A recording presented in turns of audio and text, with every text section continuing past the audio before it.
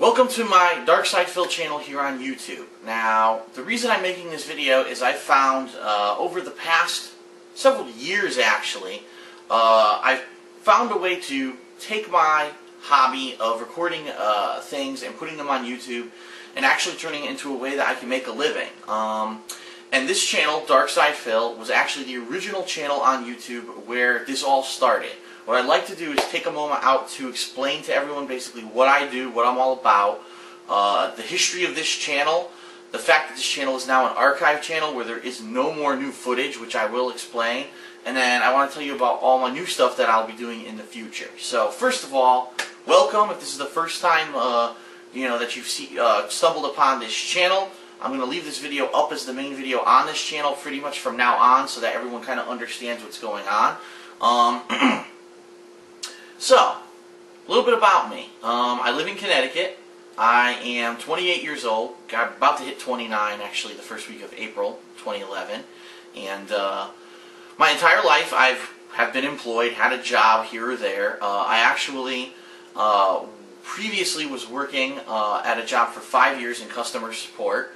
And yeah, as a hobby, back in 2008, I started recording myself as I played video games. And at first I kind of just did it as kind of like an oddity, almost like let's just see what the hell happens here. I had noticed on YouTube that a lot of people had been doing something like that, and they had been calling these things Let's Plays. But most of them, it was pretty much just like plain vanilla walkthroughs of games, meaning someone would play a game from start to finish, and basically that was it. You would just see the footage of the game from start to finish.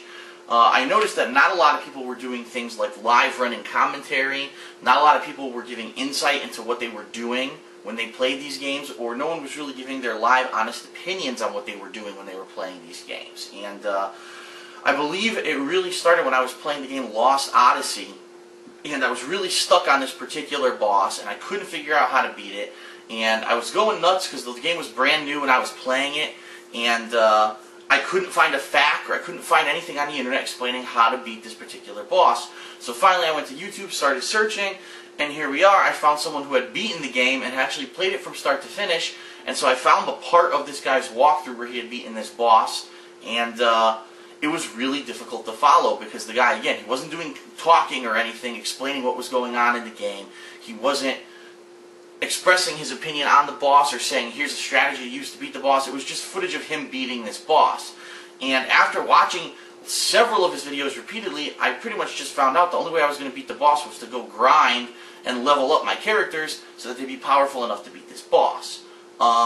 And I was a little disappointed because I really had wished that if I just watched the original video and watched the guy playing this game, that he would say, oh, just so you know, this boss is really tough, so I had to go grind in order to beat this boss, and here's the strategy that I used to beat him. It was nothing like that. It was just raw footage of the game, and it was really confusing to follow if you hadn't been watching all of the parts up to then. And so in the fall of 2008, I was bored, and I started recording different games and things that I was doing. And I believe one of the first games I ever recorded was Dead Space Part 1. I thought the game was scary as hell. It was a really neat game, so I actually recorded some of the parts of that game that I thought were some of the best.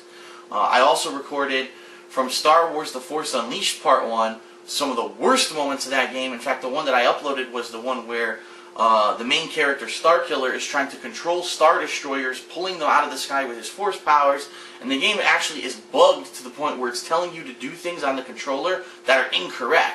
And there were many complaints about that part of the game, but I was pretty much one of the first people to actually find out that this was a bug and complain about it and say, what the hell, who thought this part of the game was going to be funny or fun or anything? It was just really tedious and a pain in the ass. And what I found is that as I started recording my gameplay with my live running commentary, by the way, when I do record gameplay, I use a digital camera. This is the older camera I used to use, and I actually am now using my newer Sony camera, which is a much bigger lens, a lot higher quality. And I pretty much just use a tripod and a camera. I put it right here on my coffee table in front of my TV, and I record, and I talk as I'm playing the game live. And I think this has a benefit, and it makes my footage unique from what other people do on YouTube for many reasons. And number one is because live running commentary, what you're hearing from me is literally shooting from the hip. It's like improv. And so when I'm playing these games, not only am I giving you insight, am I giving you my opinion on the game, basically a live running review, but I also try to crack jokes, I try to make it entertaining. And a lot of people have said that I actually can make a boring game entertaining just with my live commentary. Number two, having the camera next to you, it sounds like I'm in the room with you. You know, I've seen people who do Let's Plays and commentaries, but they do direct capture footage and then they dub in, you know, their live commentary, and it doesn't sound real. It sounds like it was made in a studio. It sounds like it's digital. It doesn't sound right. It doesn't sound like you're just kind of sitting there hanging out with someone playing the game and enjoying it.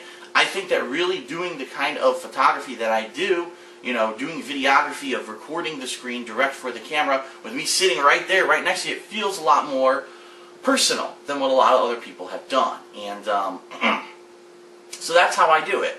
And in 2008, I found that in the fall of 2008, it really picked up. I played games like Fallout 3, Fable 2, and as I played these games, a lot of people commented, and really the views started building on my Dark Side Phil channel, and people said, we actually love what you're doing. This is really interesting.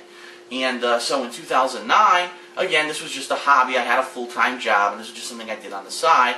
But I actually branched out a little bit with the release of Street Fighter 4. Now, actually, I am I guess you could say a former pro Street Fighter player, even though I am still a pro in certain games. One of them in particular, my best game I'm at is Super Street Fighter 2 Turbo. I grew up in arcades, and that's the game that I was always, I loved that original Street Fighter 2 style of gameplay that really laid the groundwork for all future competitive fighting games. And so when Street Fighter 4 came out, although I didn't dedicate enough time to really become a tournament competitor, I recorded hundreds of my online matches of this game, my insight into different characters, tutorials into the characters I felt I was doing the best with, and the Dark Side Phil channel on YouTube really took off as a result of this. A lot of people, number one, a lot of people loved the footage because they learned a lot from it. A lot of people liked the footage because they thought it was entertaining, and a lot of people hate the footage, but they still watched it anyway. They just found my personality fascinating, I guess. You know, when I'm playing online, I would joke a lot. Oh, this is bullshit, this guy sucks, and I'm great, and stuff like that. And it was all meant in good fun, and it was jest, and it was joking.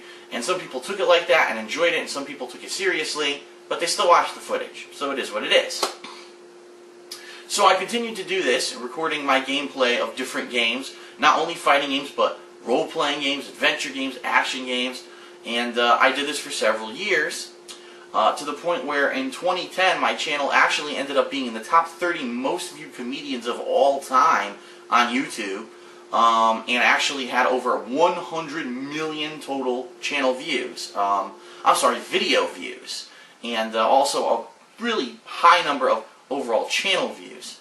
At this point I started getting noticed by different companies such as Machinima and other people contacting me, and at that point I really wasn't too interested in doing anything with it. I wasn't really sure, you know, that it would ever translate into anything serious for me or any kind of a monetary gain for me. I didn't really understand how that was going to transpire, so I kept doing what I was doing as a hobby. And I eventually branched out. I started doing game reviews called The Hateful Truth, and I started traveling, going to tournaments, and I would have that kind of footage up on YouTube. Eventually I did create a secondary channel on YouTube called The King of Hate HD, which was to serve as like a vlog channel. If I wanted to give updates on what was going on, if I wanted to go on a trip, for example, I would put that footage over there.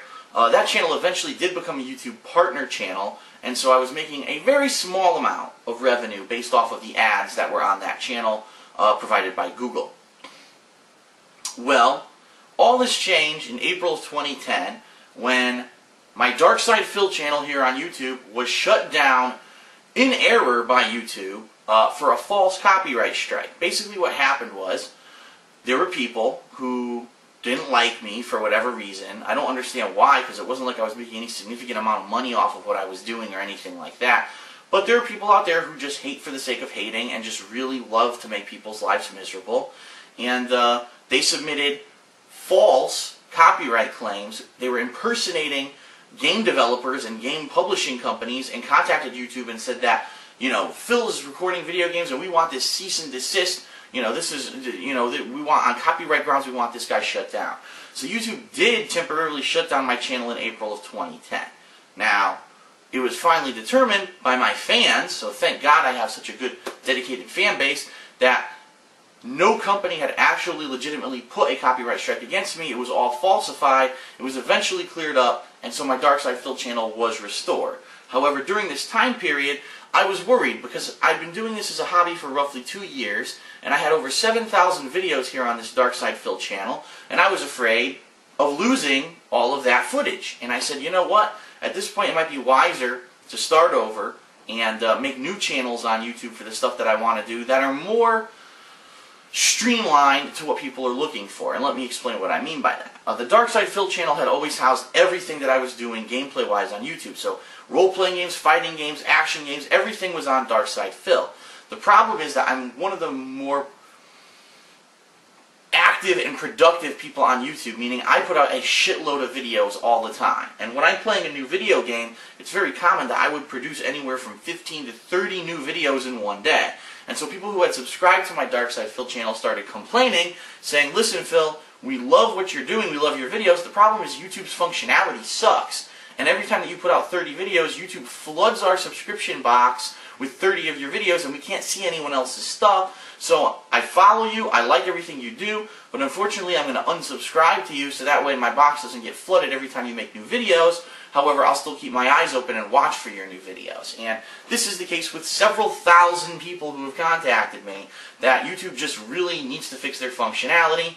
In all the years I've been doing this on YouTube now, over 3 years, they still haven't fixed it.